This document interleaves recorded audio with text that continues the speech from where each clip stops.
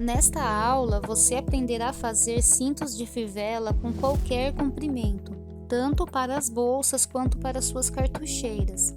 Primeiro, é necessário medir a largura da fivela junto com a meia-lua até encontrar a medida adequada para ambas. Com essas medidas, eu fiz esse esboço em um pedaço de papel grosso só para facilitar a transferência para o couro. Faz o seu com as medidas da sua fivela e da sua meia-lua. Já o tamanho do cinto vai depender das suas medidas ou das medidas da sua cliente. Quando você for cortar o cinto no couro, sempre corte meio centímetros a mais da borda para facilitar a colagem depois. Dessa forma, você consegue unir as duas partes sem se preocupar em ficar torto, porque depois vamos remover o excesso cortando as sobras. Se você fez um rascunho igual ao meu, dobra ele ao meio para cortar, arredondando as bordas do cinto. Assim fica fácil marcar no couro depois. Com a régua e o estilete, você remove as sobras das bordas com calma. Assim o corte do cinto fica perfeitamente alinhado. Muitos não costuram o cinto porque não afeta em nada na resistência do couro. Depois que a cola de contato seca, ela não descola, então costurar o cinto todo acaba sendo mais por estética. Caso você também costure, você vai perceber que o cinto vai entortar um pouco devido à pressão da linha. Isso é normal. Só não esqueça de continuar com essa mesma pressão na hora de voltar à segunda mão, senão seu trabalho vai ficar torto. Vou usar 2 retalhos colados para fazer as alças do cinto. Como eu falei, com eles colados é bem mais fácil cortar uma tira perfeita mantendo as bordas alinhadas. Nesse modelo vai 2 dessas alças pequenas. Elas têm 2 centímetros de largura com o comprimento suficiente para caber o cinto dentro. Eu meço no olho para ficar justinho, é muito simples. Para adiantar, já fiz os furos e costurei as bordas antes de unir os lados com a cola instantânea. A cola serve para não correr o risco da tira abrir quando for costurar.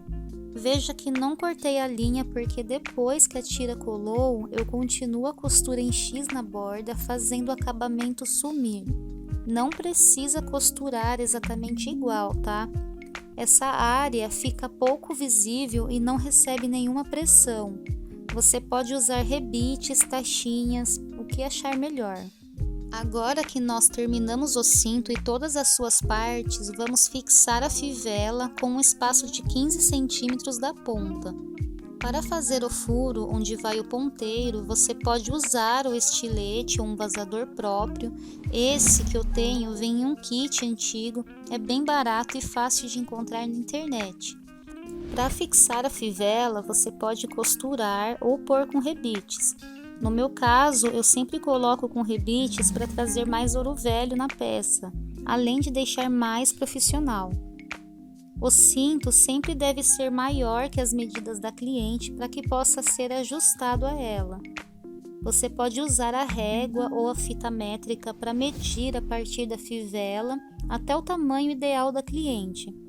Eu usei aquele mesmo rascunho para marcar a distância entre os furos que passa o ponteiro da fivela. Deixei 2 centímetros de espaço entre cada, mas você pode fazer mais próximo se preferir, ok?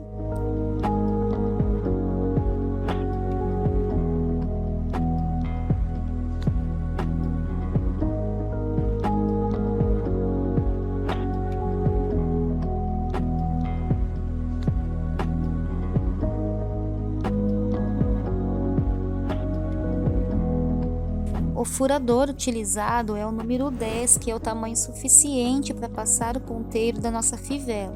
Para deixar o acabamento ainda mais impecável, eu coloco o ilhós. Ele também requer o balancinho e suas matrizes certas, assim como os botões e os rebites que já foram mostrados aqui. Então, esse foi o resultado da nossa bolsa.